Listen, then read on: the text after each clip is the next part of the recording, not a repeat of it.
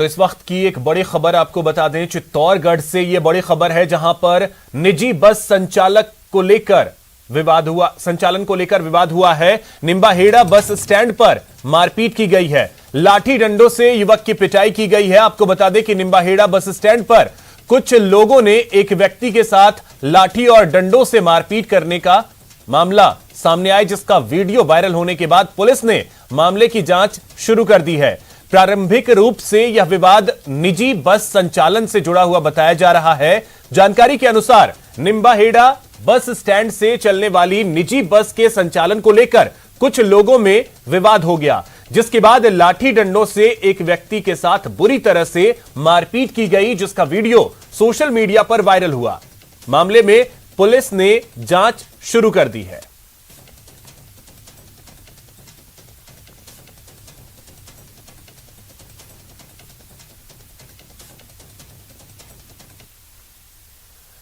प्रतापगढ़ में पुलिस ने 2 राज्यों के लिए परेशानी का सबब बने बदमाश महेंद्र को गिरफ्तार कर लिया।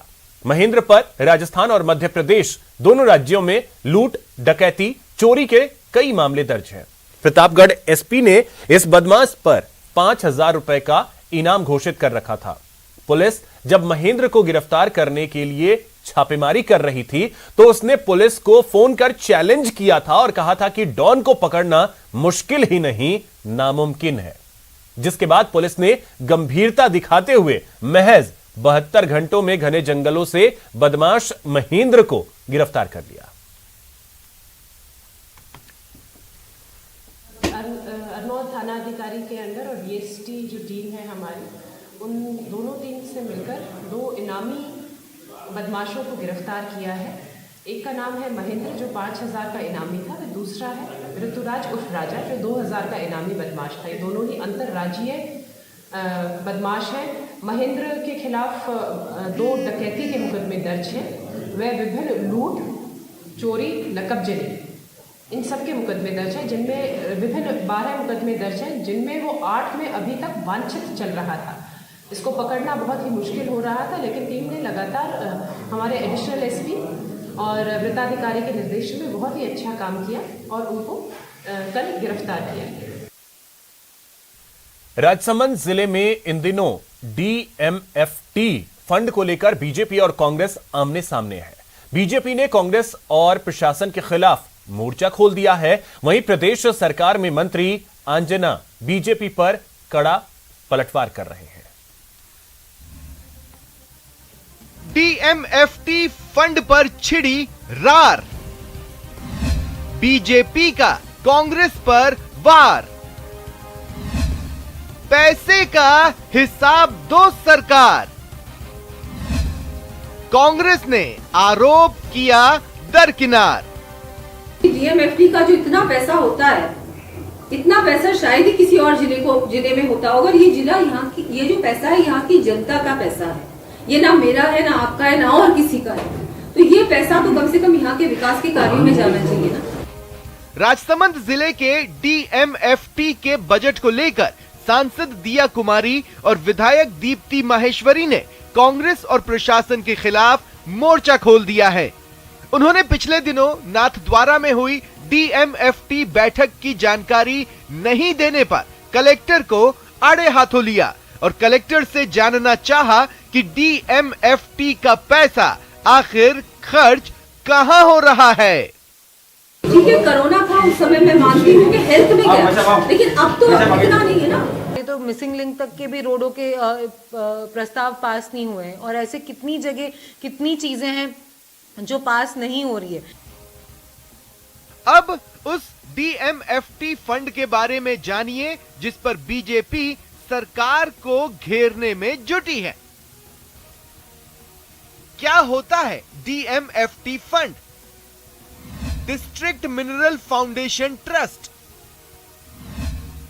जिले के खनन क्षेत्रों से मिलने वाले टैक्स का स्थानीय हिस्सा। यह पैसा जिले के विकास कार्यों पर खर्च किया जाता है। क्षेत्र में सड़कें, स्कूल, पेयजल उपलब्ध कराने पर खर्च। राजसमंद जिले में 700 से अधिक मार्बल खदानें हैं। दिया कुमारी के मुताबिक प्रदेश में सबसे ज्यादा डीएमएफटी का पैसा राजसमंद को मिलता है, जो जिले के विकास पर खर्च नहीं हो रहा। बहरहाल बीजेपी जहां डीएमएफटी फंड में भेदभाव का आरोप लगा रही है, वहीं प्रदेश के सहकारिता मंत्री उदयलाल आंजना न सिर्फ आरोपों को खारिज कर रहे हैं, बल्कि आरोप लगाने वालों पर ही सवाल खड़े कर रहे हैं। अगर हिसाब लगाया जाए तो जब भारतीय जनता पार्टी की सरकार थी, जब से अभी तक लगाया जाए तो जिन विधानसभा क्षेत्रों का नाम आप ले रहे हो वो अभी भी उनसे पीछे हैं जो पुराने आंकड़े अगर प्रस्तुत किए जाएंगे। हालांकि डीएमएफटी फंड को लेकर विवाद पुराना है, लेकिन ताजा मामला पिछले दिनों नाथद्वारा में खारी फीडर को चौड़ा करने के प्रस्ताव पर हुई बैठक के बाद गहरा गया है।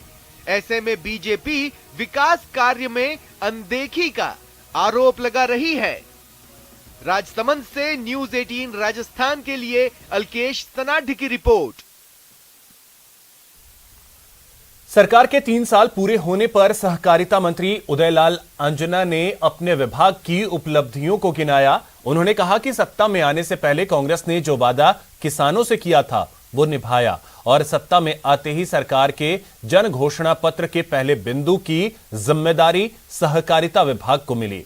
सत्ता संभालते ही हमने सहकारी बैंकों के करीब 20.69 लाख किसानों का 7,802.21 करोड़ रुपए का कर्ज माफ किया। की बड़ी इस सरकार में दयनीय स्थिति थी।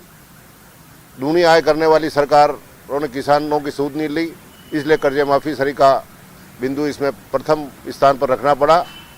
और हमारी सरकार आने के 2 दिन यानी 48 घंटे के भीतर ही माननीय मुख्यमंत्री महोदय ने किसानों से जो वादा किया था चुनाव से पहले घोषणा पत्र के मार्फत, उसको पूरा कर दिया और ऋण माफी करके सिद्ध कर दिया कि इस सरकार की मंशा साफ है।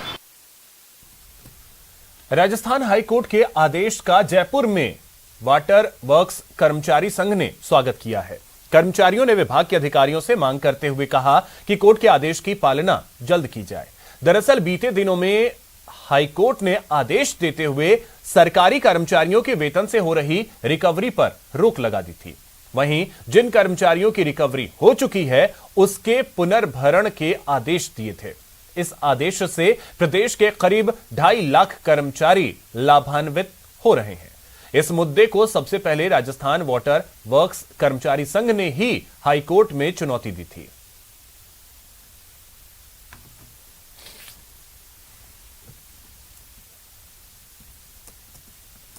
न्यायालय ने तकनीकी कर्मचारियों के लिए जो बेनिफिट दिए है, ऐतिहासिक फैसला किया है, उसकी खुशी में आज तकनीकी शहरों के अपने जयपुर शहर के कर्मचारी इकट्ठे हुए हैं, जो हर्षोल्लास आपको सामने दिख रहा है।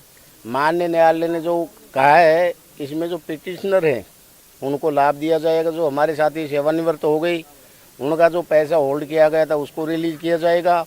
खेमराज जी की जो कमेटी है वो 28 फरवरी तक अपनी रिपोर्ट कोर्ट में प्रेषित करेगी। ऐतिहासिक दिन है आज तकनीकी कर्मचारियों के लिए। पूरे राजस्थान के तकनीकी कर्मचारियों के साथ साथ अन्य विभागों की भी जो स्टे थी, लगभग 9,500 की समथिंग इसमें केस थे दोनों कोर्टों में, जोधपुर और हाई कोर्ट में, जयपुर बेंच में। बड़ा फैसला दिया है कोर्ट ने। सरकार से हम मांग करते हैं इस फैसले को आम कर्मचारी जो इससे पीड़ित है उस पर लागू किया जाए।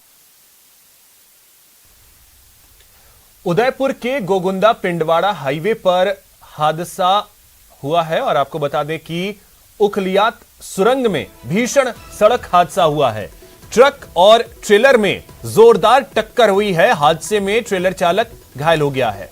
हादसे में ट्रेलर के परखच्चे उड़ गए। तस्वीरें भी हम आपको दिखा रहे हैं। तो उदयपुर से यह बड़ी खबर, जहां पर एक सड़क हादसा सामने आया है, ट्रेलर के परखच्चे उड़ गए। गोगुंदा पिंडवाड़ा हाईवे पर यह हादसा हुआ है और उखलियात सुरंग में यह हादसा हुआ।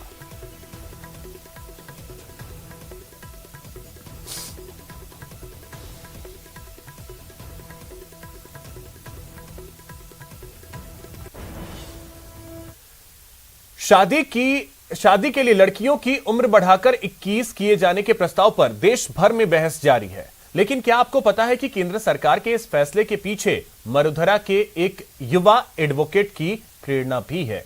जोधपुर के एडवोकेट अब्दुल मन्नान ने राजस्थान हाईकोर्ट में जनहित याचिका के जरिए पहले ही ऐसा करने की अपील की थी, जिस पर केंद्र सरकार ने भी सकारात्मक प्रतिक्रिया दी थी। देखिए स्पेशल रिपोर्ट।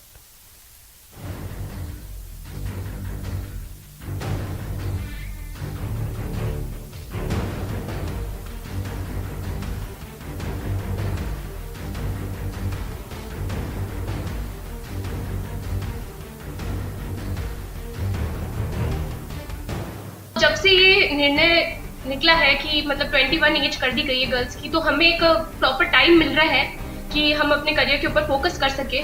और जाहिर है कि अगर फाइनेंशियली डिपेंडेंट हो गए तो फैमिली के अंदर खुशियों की गारंटी पक्का होगी। तो मैं इस पर्सनली इस फैसले से बहुत खुश हूँ और सारी लड़कियां भी होंगी। 21 की उम्र पर मरुधरा की प्रेरणा। लड़का लड़की फर्क नहीं, अब इस कहावत पर संवैधानिक मान्यता की मुहर लगने जा रही है। साथ ही साथ समानता के अधिकार की भी कहीं न कहीं पैरवी होती इस संशोधन कानून के जरिए नजर आ रही है।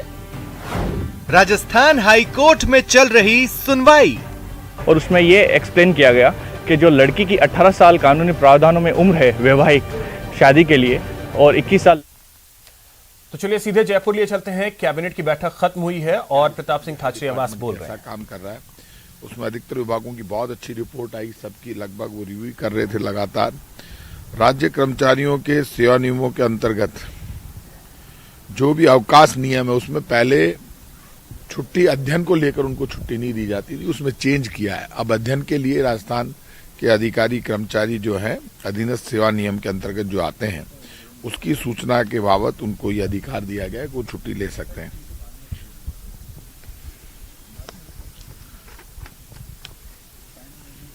राजस्थान और ये जो बाकी जो डिसीजन लिए गए हैं उसमें शिक्षा सहायकों को लेकर और ये फैसला लिया गया है राजस्थान अधीनस्थ सेवा संशोधन अधिनियम 2021 के अंतर्गत 1978 प्रभावी नियमों के प्रावधान में सहायक अभियोजन अधिकारी का चयन द्वारा किया जाएगा, जो मैं आपको कॉपी उपलब्ध करा दूंगा। और इसके अलावा बाकी जो डिसीजन लिए गए हैं उसमें अधिकतर विभागों ने अपनी अपनी रिपोर्ट प्रस्तुत की और उसमें वन विभाग को लेकर क्या दिक्कत आ रही है, चरागा भूमि को लेकर हम पहले डिसीजन ले चुके हैं और रोडवेज ने कैसा काम किया, शिक्षा विभाग ने क्या क्या काम किए, शिक्षा विभाग ने अपनी रिपोर्ट प्रस्तुत की। कुल मिलाकर प्रशासन गांव के संग अभियान में जितने डिपार्टमेंट हमारे काम कर रहे हैं उसमें ऊर्जा विभाग को लेकर भी अपनी रिव्यू आया, सब मंत्रियों ने अपनी अपनी बात रखी। पब्लिक को जहां जहां प्रॉब्लम आ रही है उस प्रॉब्लम को दूर करने के लिए जो भी काम हम कर सकते हैं वो डायरेक्शन मुख्यमंत्री जी ने अधिकारियों को दिए, मंत्रियों को दिए कि कहीं भी दिक्कत नहीं आए। जैसे अब पीडीएस का गेहूं है, गेहूं को लेकर हमारा जो वितरण प्रणाली है उसमें हमने नाम काट दिए, बहुत बड़ी तादाद में नाम कटे हैं और नाम कटने के साथ जो नाम कटे वो केंद्र सरकार उनको परमिट नहीं कर रही है, क्योंकि खाद्य सुरक्षा गारंटी कानून में जो गेहूं है वो गेहूं केंद्र से आता है और केंद्र से जब आता है, जब हमने यहाँ पे 25 लाख लोगों के नाम काट दिए जो कि सरकारी कर्मचारी थे, उनसे पैसा भी वसूल कर लिया। जब योजना आयोग की टीम आई तो उस टीम ने ये कहा कि साहब आप ये नाम जोड़ सकते हो। अब वो वहां दिल्ली जाके कहते हैं अब आप नाम नहीं जोड़ सकते हो। उसको लेकर मुख्यमंत्री जी ने कहा कि प्रधानमंत्री जी से वो पत्र लिखेंगे, पूरी बात करेंगे। ओवरऑल डिपार्टमेंटों में केंद्र सरकार को लेकर बहुत जगह दिक्कत आ रही है, क्योंकि जल जीवन मिशन का जहां तक सवाल है 50% पैसा हम दे रहे हैं, उसको भी वो रिव्यू कर रहे थे कि फास्ट काम हो। 50% पैसा तो राजस्थान की सरकार का है। जहां तक ये जो सारा मामला है बुजुर्ग विकलांग विधवा पेंशन का, इसमें भी आश्चर्य की बात है कि रिव्यू मीटिंग में कि भारत सरकार ने तो रोक लगा रखी है, खुलता ही नहीं है। वो तो 200 रुपए पेंशन देती है सिर्फ, और वो भी नहीं आ रही है। सारा पैसा राज्य सरकार उठा रही है बुजुर्ग विकलांग विधवा पेंशन में। 90 लाख लोगों का हम पेंशन देते हैं 750 रुपए, 1000 रुपए, 1250 रुपए, 1500 रुपए। तो राजस्थान तो मॉडल स्टेट है पेंशन देने के मामले में। अब विकलांग जो लोग हैं उनमें भी दिक्कत आ रही है। 3 लाख लोग विकलांग सर्टिफिकेट बनाना चाहते हैं, लेकिन केंद्र सरकार का रूल्स रेगुलेशन ऐसा है कि विकलांग सर्टिफिकेट नहीं बन रहे। तो मुख्यमंत्री जी ने आज कहा कि ये 3 लाख लोगों के विकलांग सर्टिफिकेट बने, इसकी कुछ भी करो, तैयारी करो, और मुझे इस पर रिपोर्ट चाहिए कि 3 लाख लोग विकलांग सर्टिफिकेट के लिए अप्लाई कर रहे हैं, उनके इसलिए नहीं बन पा रहे कि केंद्र सरकार की गाइडलाइन बड़ी अजीब सी है। अब उसमें कैसे कर सकते हो, डायरेक्शन सब दिए। ओवरऑल पब्लिक की जो प्रॉब्लम्स है, जो इन जितने विभाग बैठे 21 से ज्यादा प्रशासन गांव के संग और शहर के संग अभियान में, उनको दूर करने के लिए आज ये रिव्यू मीटिंग मुख्यमंत्री जी ने ली और उसमें ये निर्णय लिया, सबको डायरेक्शन दी और उनका वो जल्दी दोबारा मीटिंग करेंगे, लेकिन उसमें उनको रिजल्ट चाहिए और टाइम बाउंड प्रोग्राम उन्होंने मांगा है। ये सारा मीटिंग आज मंत्रिमंडल की मीटिंग में हुआ है। तो कंप्यूटर सहायक को लेकर भी बिल्कुल कंप्यूटर सहायक को लेकर डिस्कस हुआ, उसमें 9,000 से ज्यादा पद का मामला सामने आया और उसको लेकर सारा डिसीजन मैं आपको अभी लिखित में दे दूंगा। ये तय हुआ कि भाई 9,000 से ज्यादा पद खाली है, उनको भरा जा सकता है। उसमें ये भी बात आई कि पहले से कुछ लोग काम भी कर रहे हैं, मंत्रियों ने बात भी रखी, तो उस पर बड़ा डिसीजन हुआ है और उस डिसीजन के तहत हम कैसे क्या करेंगे उनकी भर्ती वो तय हुआ है। कोविड को लेकर गाइडलाइन जारी है, कोविड को लेकर मुख्यमंत्री जी ने बहुत जबरदस्त चिंता व्यक्त की है और हमको सबको कहा कि ओमिक्रॉन का बाहर विदेशों में बहुत जबरदस्त खतरनाक मामला सामने आ रहा है। ऐसे में उन्होंने कहा कि इसको सीरियस लेने की जरूरत है।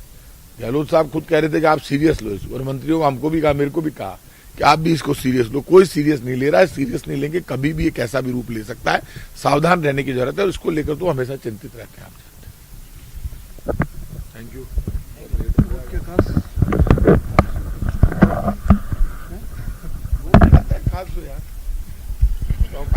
थे प्रताप सिंह खाचरी आवास। यहां रुकेंगे एक छोटे से ब्रेक के लिए।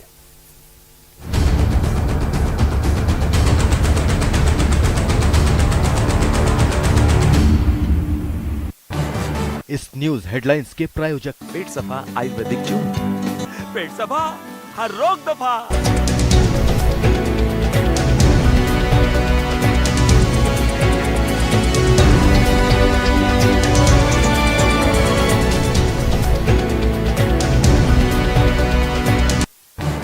इस न्यूज हेडलाइंस के प्रायोजक पेट सफा आयुर्वेदिक जून, पेट सफा हर रोग दफा।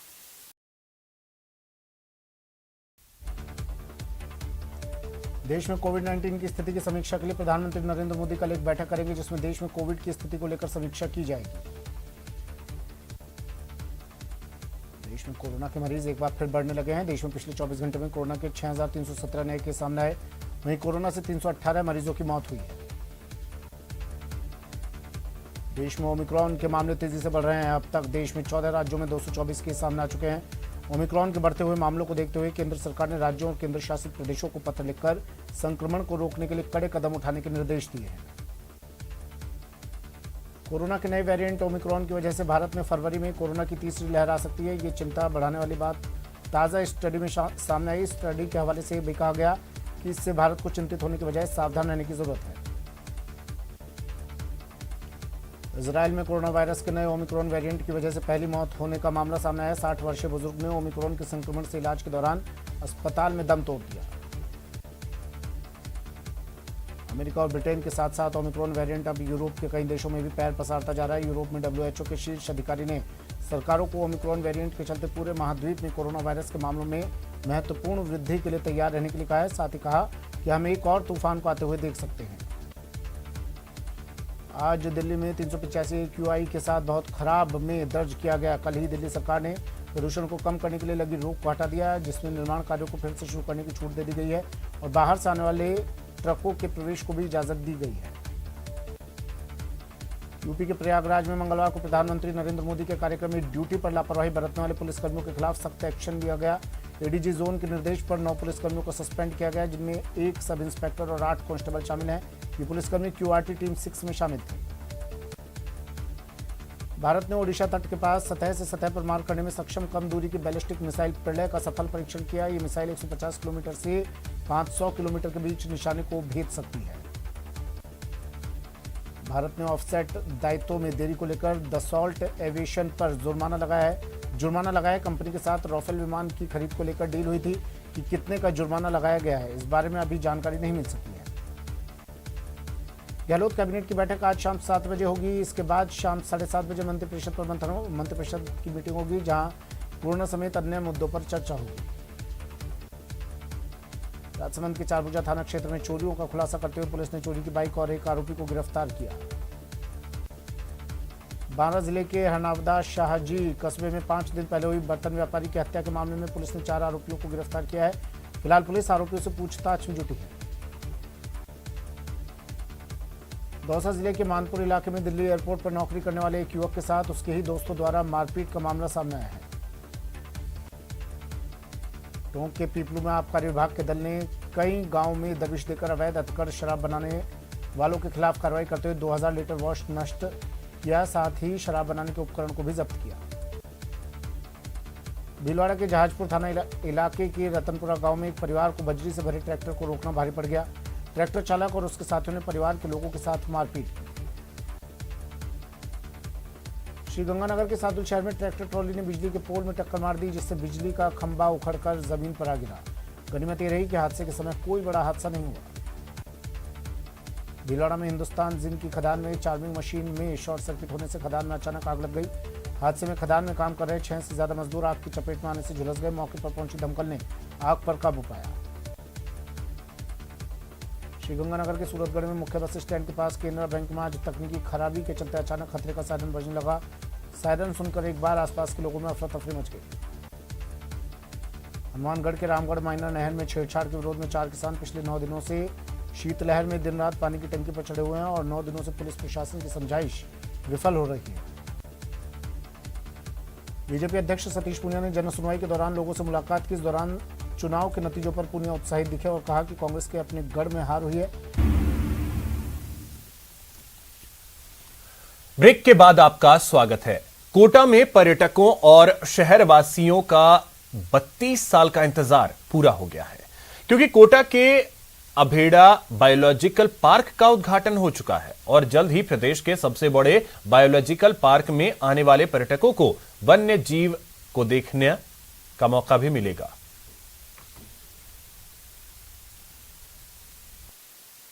कोटा बीते 32 साल से बायोलॉजिकल पार्क का इंतजार कर रहा था। 1988 में कोटा का बायोलॉजिकल पार्क प्रस्तावित हो चुका था, लेकिन बनकर तैयार होने में 32 साल लग गए। बायोलॉजिकल पार्क और जूलॉजिकल पार्क में बेसिक ये डिफरेंस होता है कि ये 5 जनरेशन का जू है, एक तरह से जू का अपडेट है। और जो पहले जो जू बने हुए थे, जैसे अपना पुराना नयापुरा जू में भी आप देख सकते हैं, और यहाँ वाला जो बायोलॉजिकल पार्क है उसमें भी आप देख सकते हैं। तो बेसिक डिफरेंस ये रहता है कि ये नेचर से जोड़कर बनाया गया है। इसमें अपन एनिमल्स और विजिटर्स दोनों का ध्यान रखते हुए प्रकृति से जोड़ने का हमने इसमें प्रयास किया है। अभी यहाँ पर कौन कौन से जानवर हैं और कौन कौन से आने बाकी हैं? सर, इसका फर्स्ट फेज़ का काम कंप्लीट हो चुका है, जो जिसमें 18 इनक्लोजर बन चुके हैं अपने। 18 में से 5 बर्ड्स के हैं और बाकी जो 13 इनक्लोजर हैं उनमें से हार्बीवोर्स और कार्निवोरास के इनक्लोजर हैं, जिसमें कार्निवोरास में लेपर्ड है, वुल्फ है, हाइना है और जेकोल है।